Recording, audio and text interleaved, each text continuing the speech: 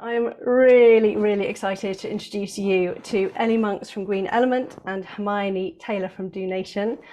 The work that they do is fascinating, and I know you are all keen to come away from today with loads of useful information and inspiration for enabling future impact in your work. So I'll hand over to them in a second, just a little bit on Green Element and on Do Nation. The Green Element Group is a certified B Corporation, and it offers a bespoke range of sustainability services, products and resources that empower organisations to manage their environmental impacts. The group consists of Green Element, the environmental management consultancy, Compare Your Footprint, which is a carbon calculation software, and Sustainability Solved, which is a resource hub and podcast. And Do Nation is the go-to employee engagement sustainable behaviour change pledge platform, and it was created by Hermione Taylor about 12 years ago. Do Nation has worked with hundreds of organisations locally and globally, and it supports employee engagement programs that connect people to organisational net zero goals, and it takes people from climate anxiety into climate action and onto advocacy, upskilling and innovation. So I'll pass over to Ellie now to just say a little bit more about her work. A senior climate analyst at Green Element Group, sort of day-to-day working mainly in the Green Element entity of the group. And I've been here for 3 years now. And actually, when I joined, I was purely remotely working for my first month. So only really sort of knew my colleagues on Teams calls and Zoom calls such as this. So really my sort of passion when I joined was understanding our impact whilst working from home and how this fits into your wider organizational sort of carbon footprint. So we'll speak about that a little bit later. But as a more broad overview of what I do from day to day, I work with a real variety of clients and organizations of all shapes and sizes. We work with food and drink, we work with fashion, all sorts of service-based industries as well. And the day-to-day is really helping those organizations understand and measure their environmental impacts and their carbon footprint, identify what we call carbon hotspots, which is where your largest areas of emissions can be found across your impacts. That could be your business travel, that could be your purchase goods and services, it could be your employees commuting into your office. And it really is different from organization to organization. So 3 years in and still definitely learning with every organization we work with. But from there, a really great passion of mine is coming up with those bespoke recommendations for reduction. So how we can work with all of these organizations who are all unique in their own different ways and come up with those reductions to hopefully in the end all reach real science-based net zero. Fantastic. Thank you so much, Ellie. And Hermione, over to you. Sure, thanks, Claude. So yeah, as Claudia said, I'm Hermione, founder of Do Nation. I set it up back in 2010 off the back of a master's in environmental technology policy, really. And I did that master's, actually. I went into that master's thinking that I'd go into corporate sustainability afterwards. That was the goal. During that course, I learned a few things that I guess really changed my plans. And largely that one of the things that really came clear to me is actually most of the solutions to this climate and nature challenges exist already. They're there, but the real blocker is lack of awareness and support for them to kind of make them mainstream and get them out there into the world where they need to be. And so that comes down to people's awareness, people's support, people's motivation. And ultimately businesses and governments are made up of people. And so I ended up doing my thesis for that master's on the role of behavior change and specifically actually the role of pledging in driving behavior change in the environmental space. And the result of that was a realization that personal actions are a really powerful key to changing attitudes and building awareness and movements and support for the change that we really need to see in the world. Personal actions and behaviors, they're important in their own right. They add up to a huge portion of our country's or our world's carbon footprint. In fact, 52 to 68% of emissions are a result of individuals' actions or kind of home consumption. which is huge. So we've got power like in our own actions, but also they build that well, they open doors to greater change through attitudes and through support of bigger decisions that can really drive strategic change on climate. So that's the angle that you're going to hear me talking about today. Yeah, off the back of that, I think Claude has already explained what we do at Do Nation. I came into setting Do Nation up. I can't believe 12, 13 years has gone by, slightly terrifying. But the challenge still remains, and it's a very exciting space to be working in as it has evolved a lot over that time. Yeah, so as I mentioned, I've been working at Green Element for 3 years now. So joined at the latter end of 2020, which means we've sort of looked back and helped measure a wide range of organisational emissions since a 2019 baseline. So before that sort of pre-COVID, what we call business as usual emissions baseline, and right the way through to the most recent year that's finished off, which is 2022. And we've had a great sort of database of collating all of that data across the 4 years to really see, you know, how organizations' emissions have changed. Have the carbon hotspots changed? Are there key areas that have consistently reduced across organizations, regardless of what industry they're in? And all sorts of questions from that. And in general, what we have found is a sort of clear reduction in emissions from that 2019 business as usual. It's mostly sort of due to business travel for a lot of service-based organizations. But as mentioned before, organizations are very sort of different in terms of what they do and where they work. So reduces in all sorts of different ways. But what I mentioned I was most curious to look at was those changing working habits. So that's why that poll that Claudia just sent through is a really great segue into this question, and really looking into how individuals get to work and the balance between commuting into your office space and using energy in your office space versus purely using energy whilst working from home. And what is the difference of these different sort of working setups? So when I did join remotely back in 2020, that was my main aim. It was to really look into how we can measure the different working setups, mostly around home working. Just because of the research I did at the beginning, there were few studies into home working. There was no methodology set up to accurately capture home working emissions because it was such a new sort of thing that people were thinking about and a new way of working. I'm sure some of you answering the poll may have in fact been working since COVID time, so not much has changed. But the vast majority would have been commuting into their office space quite regularly, and sort of seeing that shift to home working is a really sort of great place to look at. And after doing lots of research, we came up with our own methodology for capturing home working emissions. And this involves sending out surveys to employees to really capture how people are using energy whilst working from home.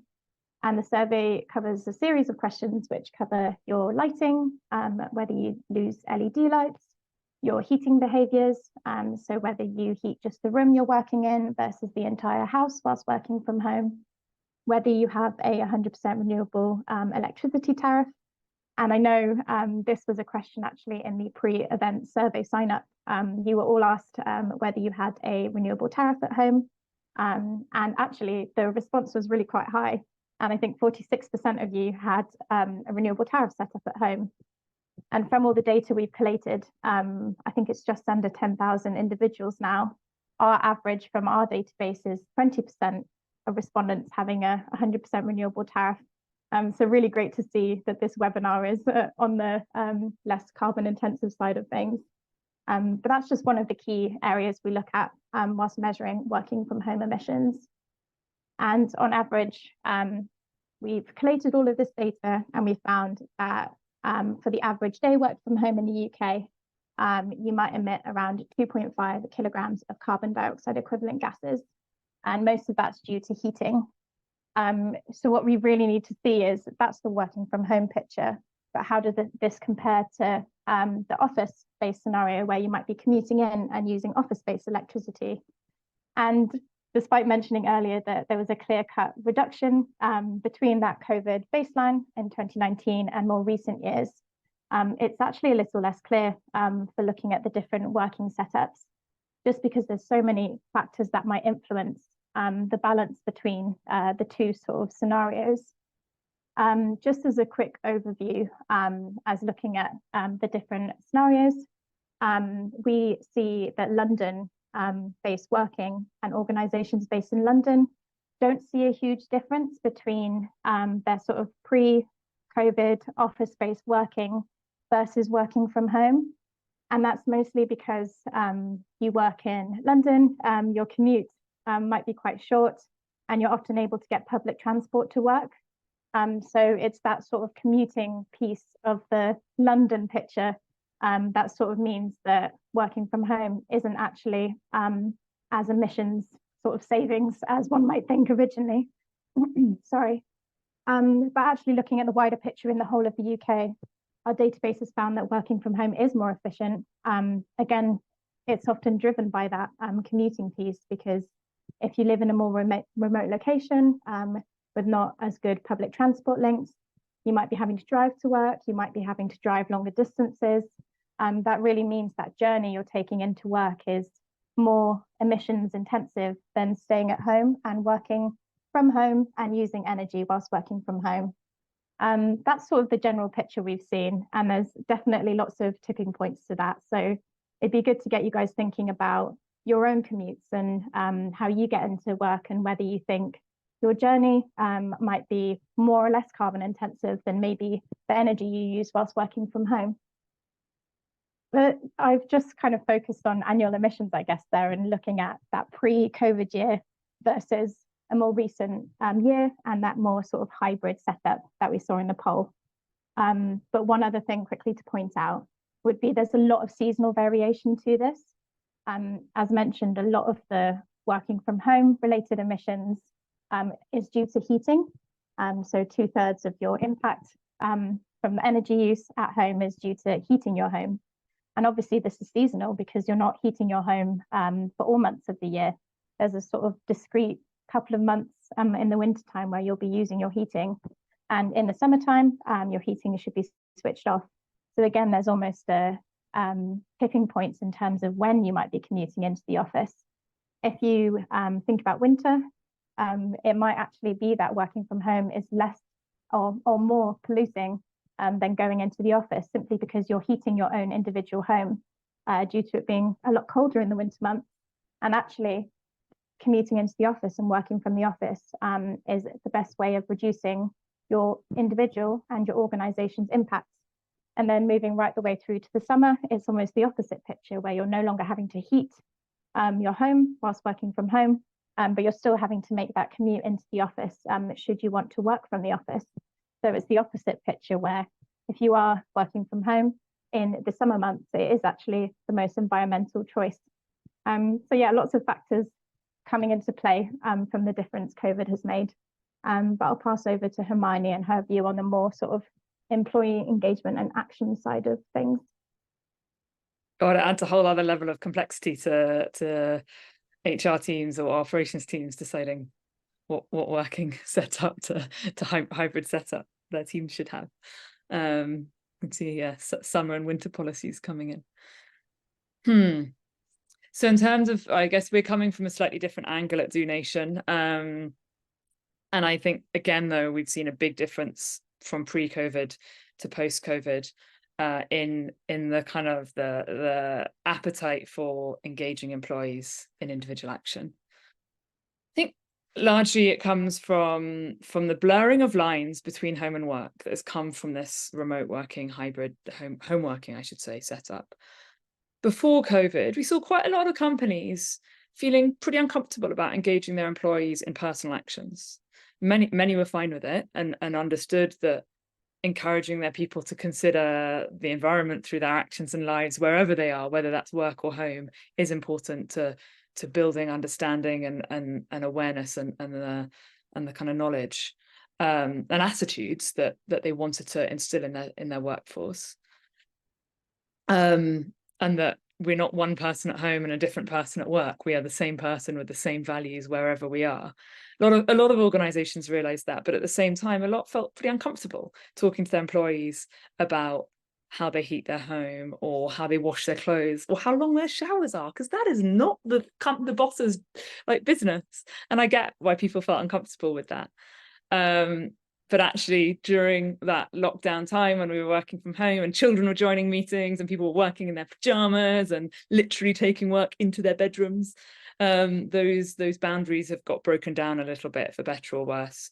And it is easier for a lot more workplaces now to talk to their people more holistically about the action they're taking for climate and nature wherever they are. So I think we're seeing kind of interest coming from a much broader range of organizations in this kind of holistic engagement of their employees. And then second to that, the second point is around conscious quitting. We saw the Great Resignation, and then Paul Polman released a report last year, or was it earlier this year? Can't quite remember, around conscious quitting, and showing that I think 35% of people who have resigned recently attributed a lack of alignment in their values to the workplace as one of the reasons for that. People really want to work for a place that shares their values and concerns. One of the biggest concerns being for climate change. So there is kind of much greater awareness of the impact we're having on the world. I think we've all seen that.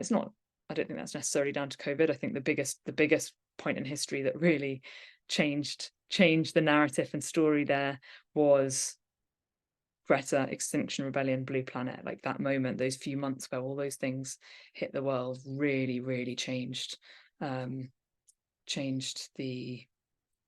appetite and attitude from businesses to help their employees take action. People realized that it was up to us to make the difference. So anyway, I think that's we've gone from a place where businesses felt a bit uncomfortable. People didn't really feel like their individual actions mattered that much. And actually, COVID has also shown the importance of our individual actions. Wash those hands, everything, all of that. So gone from a place where individual actions didn't really matter and companies didn't feel like it was up to them to talk about them, to a place where I think we're all acutely aware of the importance of our actions.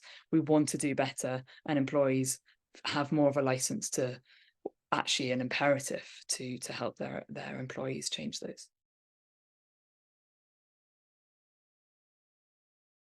I guess a lot of organisations who come to us genuinely want to understand their impact and genuinely want to reduce it. And that for us is a massive sort of means to start in the right place and get to those reduction targets that we set for companies. When it becomes a tick box exercise, when it's mandatory reporting, that's when you kind of don't really see that engagement to reduce and to lower organisational emissions.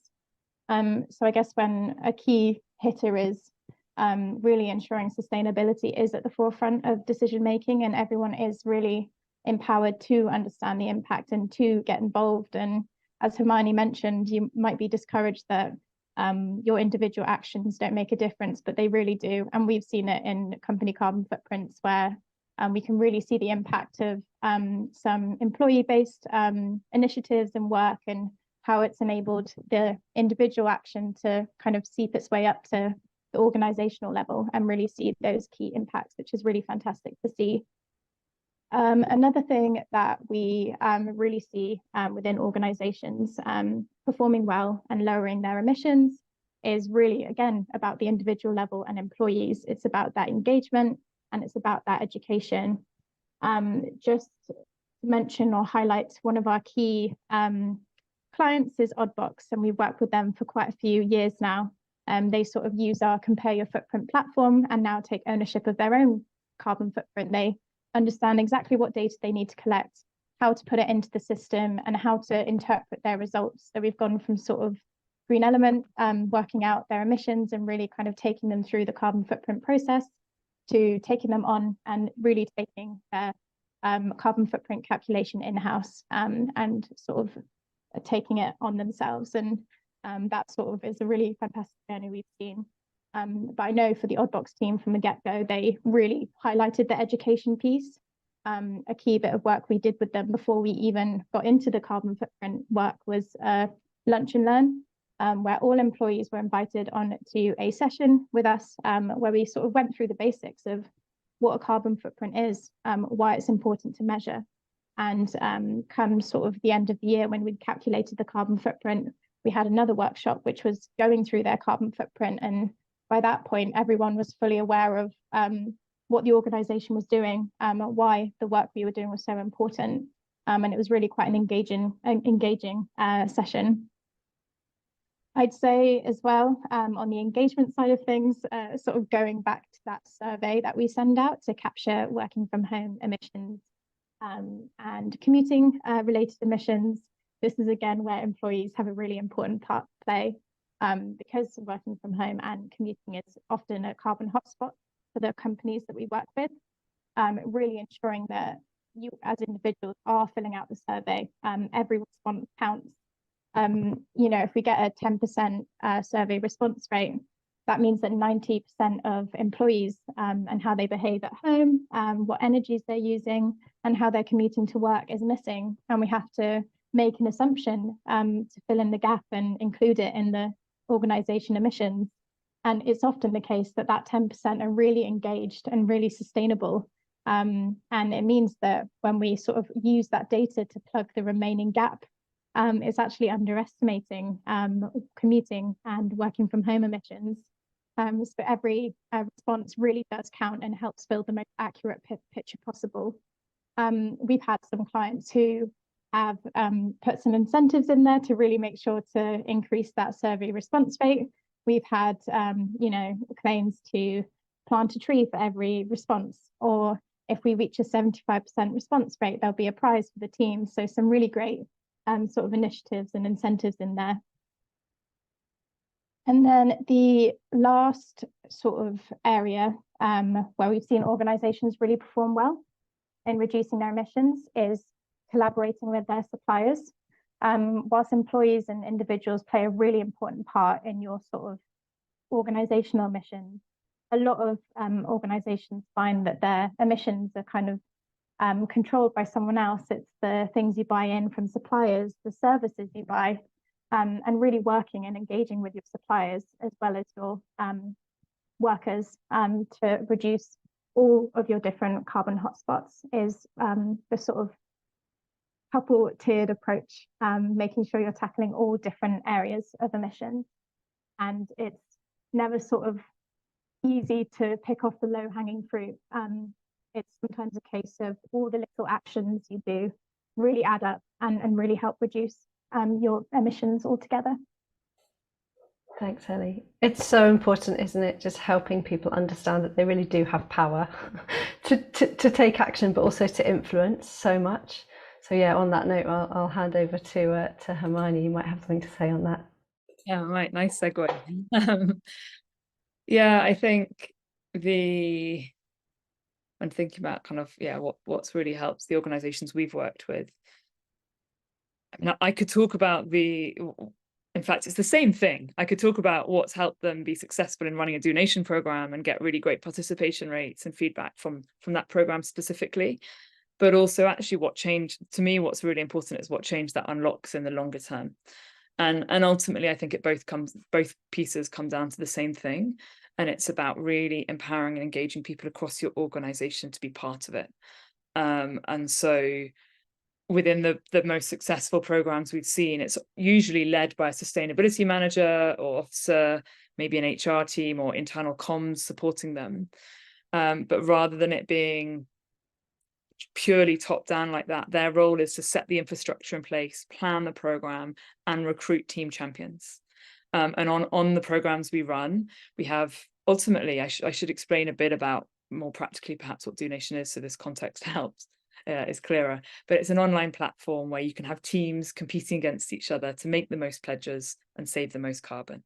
And the pledges are simple actions like turning your thermostat down or cycling to work or installing loft insulation, or much, there's a whole range of 60 actions. So it's up to the kind of sustainability team to decide, right, which of these actions are the priority that we want to offer our employees, that we want to really encourage them to take at the moment, at this season. Or but then the engagement in the programs coming from the bottom up, with team champions representing each of those teams to really mobilize their colleagues through kind of more peer-to-peer engagement, is what we find so much more effective. Not only does it help get higher participation rates, but it really empowers those team champions. It helps them develop the communication skills and the project planning skills and the campaign management skills. And they get seen as kind of sustainability experts. People, their colleagues will come to them going, oh, I think I'm going to pledge this action. Do you have any tips? And thankfully, the Do Nation platform has the answers to most of those tips. But that sustainability champion is the person who's kind of directing people, and they learn from that, and they're empowered through that. Then as a result of that, so that helps to drive greater participation in the programs itself. Also, it feeds on a bit of healthy competition, which helps to drive that even further. But it also empowers these leaders and others across the organisation to feel like they have a voice on sustainability, and to maybe share suggestions and opportunities for improving sustainability initiatives throughout the organisation. A few examples: Pucker Herbs, we've run several programs with over the years. Their first had, I think, a 79% engagement rate, which is amazing. 79% of their employees within a month signing up and taking action in their lives. Smashed their carbon saving targets through that, really successful. But actually, the biggest success of it was that the sustainability manager, who'd been trying to get them to sign up to science-based targets for years, or not for years, but for a while, it was a relatively new thing back then. This would have been in 2016, 2017, maybe. Off the back of the program, the general level of climate literacy across the organization had elevated to a level where people would listen to her and understand what that request was, and they were then able to get sign up to science-based targets, which was a huge step for them. Within SSE, again, they recruited climate champions as a very integral part of the initial part of their program. They got about 40, trained them up to lead their Do Nation teams. Together, they got over 2,000 employees taking action.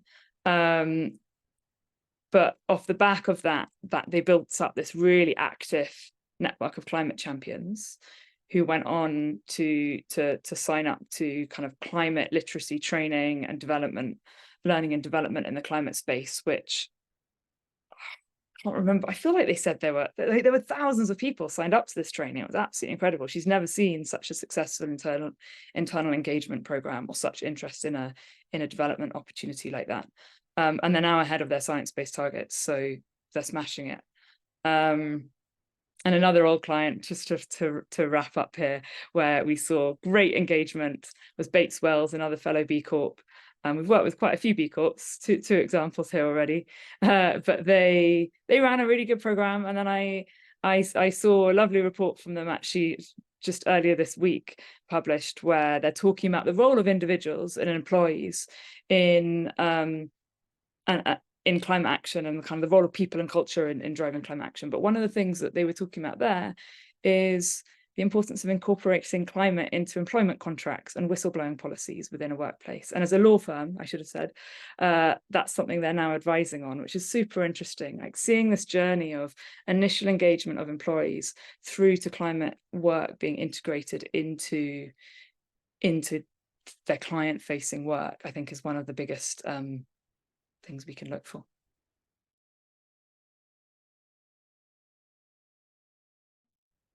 I think, so the main barrier used to be kind of relevance, companies not understanding why climate change or nature was relevant to them.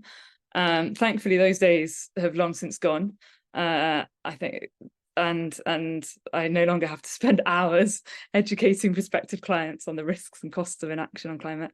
Most companies now get that. And so we can cut straight to the question of how we can help, which is a much healthier and more rewarding place to be. There are still challenges though, that's for sure. I think kind of narrowed it down to 3. 2 are very closely linked. Firstly, urgency. Getting climate engagement prioritized and set in the diary is a real challenge. COP26 was quite unique. It created a real sense of urgency back in 2021. Organizations like that, was a moment they needed to be part of that wasn't going to move. Well, it had moved once, but it wasn't going to move once it was set. And that created a really unique sense of urgency, and we saw amazing momentum off the back of that. But now that's passed, we see programs and engagement and plans often being pushed down the road, which is frustrating for everyone. And ultimately, whilst the deadline isn't hard and firm, we all know that the clock is ticking very rapidly on climate. So a lack of apparent urgency, I think, is one of the real challenges and barriers. Secondly is the skills gap. There is a huge job to be done to train the entire workforce for the green economy, from training kind of tens of thousands, hundreds of thousands of sustainability consultants through to green builders and upskilling product teams on the principles of sustainable and circular product design, through the home retrofit builders on green retrofits and etc. There's just so many skills across all industries that are needed. And until that gap is filled, we're going to make slow progress. And that actually leads on to my third and final point, which is kind of organization structure. It shouldn't just be sustainability teams who are responsible for delivering sustainability targets. It can't just be sustainability teams. It's got to be the whole organization. Every job needs to become a climate job. People are really passionate. There are almost certainly people within your organizations who are really passionate about the environment, who might be passionate climate activists in their free time, or reading up on all the latest science and guidance and policy updates avidly. So use them, whatever their role, use them and their knowledge and their passion. Sustainability teams, I think their role is kind of to facilitate and to monitor progress, but everyone needs to be helping them deliver. And I was going to talk, and I think maybe you can save this for later in the interest of time, but I think there's a real parallel that we can draw on there in what industry has done through digital transformation and how companies have successfully achieved that. It's not achieved by IT teams alone. Entire workforces have had to be made digitally savvy and understand how to use apps, and I mean even email initially, right? And all of video conferencing, all of this software that we now take as granted. And that transformation's happened pretty successfully, but it wasn't delivered by IT teams on their own. It was enabled by digitally savvy people sharing their knowledge with their colleagues. I was going to talk through a lovely example of how Barclays did that. I met with a guy that was responsible for that recently, their digital transformation work, and really lovely case studies of how they did that bottom up. But can talk about that later if it's of interest. General point is bottom-up approach, tap into people with their sustainability, with the passion and interest for sustainability, and that might help overcome the skills gap and the organizational structure barrier. Brilliant. I was just going to sort of honed in on one of the points you made, Hermione, about how every job should inherently have some sort of environmental aspect to it. And it shouldn't just be, a sustainability head, a sustainability team. One of our clients has set up what they've called a green team, which is almost a segue to that final scenario we want, where all jobs are inherently environment factored into them. And what they've done with the green team is it's headed up by the sustainability head, but it includes all different individuals who are sustainability minded and want to get involved in the company environmental strategy.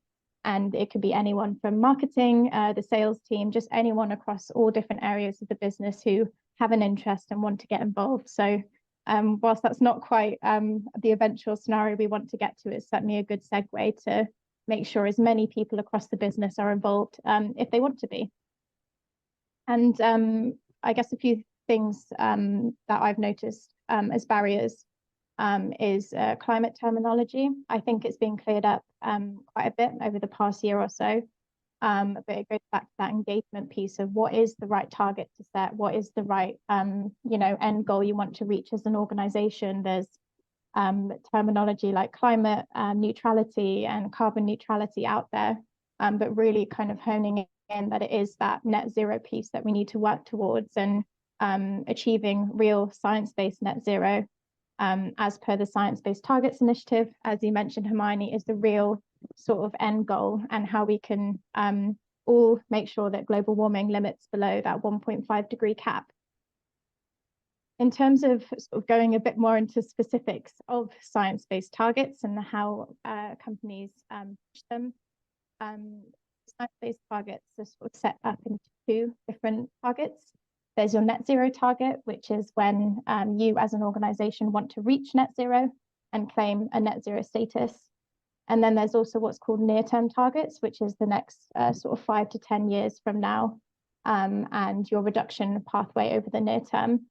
And a barrier we found to this is we'll calculate organization carbon footprint, map out their near-term targets, and then see where they can reduce their emissions from to reach those targets.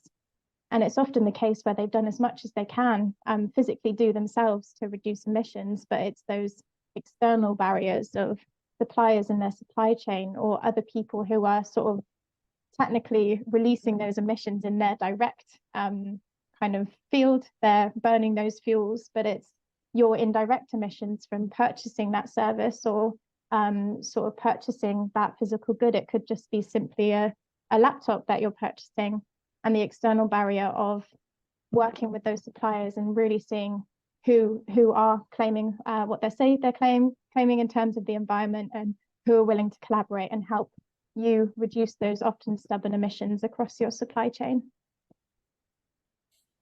Thank you, Ellie. There was actually timely a question on that, which might just be worth looking at now. So Nina asked, on sourcing and purchasing, do you have any insight on how to pick responsible partners? That might be a topic for another day, but yeah, anything just short and sweet on that, perhaps? Yeah, I guess if you don't have a sustainable procurement policy, that's our number one sort of recommendation. That will set out how you choose suppliers in the future. So you might already have your supplier base at the moment, but if you are looking to switch or sort of want to look into new suppliers, there's that sort of sustainable procurement policy. And within that, there's sort of ways in which you can ask suppliers the right questions to make sure they're right for you. That could be making sure that they'll disclose data to you so you can capture their impact and that sort of emissions within your own organization. It could be making sure that they're willing to collaborate with you and work with you and then disclose on an annual basis. So yeah, just setting up that policy and asking those key questions of what you want out of a supplier in the future. But yes, so it certainly can be quite an extensive answer, so I'll leave it there. Jonathan's asked if there are any templates available. We should do. I can also say, I think it varies depending on the size of your organization. And Nina, I don't know how big your company is. We set up a sustainable procurement process as a team of like, I think when we were a team of 2 or 3, very basic, not suitable for larger organizations, but for us, it's simply any significant supplier that makes up over X% of our expenditure. We ask them to fill in a form, and there's kind of a red flag that means we wouldn't work for them, orange, and green flags if they're ultimately hoping that they've signed up to some good climate commitments. But as a small organization, you don't really have the sway and power to encourage suppliers to change their practices. But actually, just by asking the questions, we've seen a lot go, oh, that's really interesting. I actually, you know what, I'm going to think about doing that. So I think it's, even if you don't feel like you're going to necessarily, drive change, it's if you're a team of 4 people, exactly, you won't be able to encourage, I don't know, Amazon Web Servers to change their policies. But yeah, it's good practice to start asking. So thank you so much. I know that Ellie, you've got something really interesting to share on kind of just looking to the future a bit, and the future possible changes on reporting when it comes to employee emissions. So I just wondered if you wanted to just spend a couple of minutes talk about what you think the future might look like before we wrap up. Yeah, sure. I'll be quite quick and specific with my answer, and kind of continue on the science-based targets route, just because that is where I see the future. I see as many organisations as possible of all shapes and sizes setting those net zero science-based targets. But as mentioned, home working is sort of a new piece of the puzzle that hasn't quite yet been formally recognised in many standards of reporting. So the Science Based Targets Initiative based their emissions requirements and what companies need to measure and report on to set science-based targets on the Greenhouse Gas Protocol. And home working is actually an optional source of emissions. So as an organisation, you don't need to measure it to set science-based targets. And our real sort of hope is that this does change to recognise that, you know, if companies are moving to more hybrid working or more remote working, that impact of moving home workers or workers to the home isn't ignored and just sort of pushed outside of the organisational boundary. So hopefully further down the line, we can set real science-based net zero targets and include all those important aspects of an organisation's impact. Yes. I think I've covered my response to this largely already, but it's that I think the future will be a place, I hope, will be a place where every job is a climate job, and sustainability teams will, you know, be about facilitating and monitoring change across departments rather than delivering it, as I say, and as a result, kind of, well, sustainability training being a key part of, or a key focus of learning and development within workplaces, so that employees really have the skills and knowledge to deliver on sustainability plans, and importantly, to call out companies that aren't delivering on their plans, both internally and where necessary externally, but hopefully dealing internally and solving for that first. So yeah, every job becoming a climate job. Great. And Hermione, if you just had one thing that you wanted everyone today, your top recommendation for people to leave with today in this space, what would you, if you can, name just one thing? Don't delay. Take action. Oh, there we go. Don't delay. Take action today. Look at how you can work with your people, and believe that there is the interest there, because there really, really will be. Tap into that interest. Otherwise, you'll lose it, and we don't want to do that. We need to tap into it now. I was going to say that Hermione took the words right out of my mouth in terms of just start now. It might be quite a daunting task, whatever you're thinking of doing, whether that's measurement from the get-go, taking an action, but you don't know until you try. And we all eventually have to reach a certain end goal. And the earlier you start, the better off we'll be further down the line. And ask those questions as well. As mentioned, even just asking questions to suppliers, if you're part of a small team, gets them thinking, and you might not have the leverage to make that change, but it starts that conversation and gets the mind thinking about things that should be hopefully implemented further down the line.